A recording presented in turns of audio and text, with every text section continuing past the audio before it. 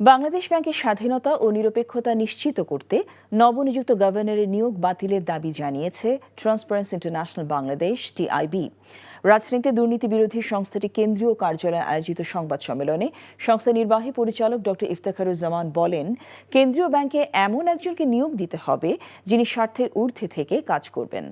বাংলাদেশ ব্যাংকের গভর্নর হওয়ার মতো যে যোগ্যতা ও দক্ষতা এবং স্বচ্ছতা থাকা দরকার তা নবনিযুক্ত গভর্নরের ক্ষেত্রে অনুপস্থিত।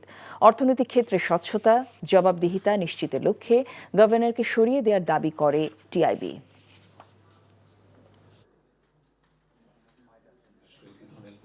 কৌশলগত বিষয়গুলোকে সর্বোচ্চ প্রাধান্য দেওয়া উচিত।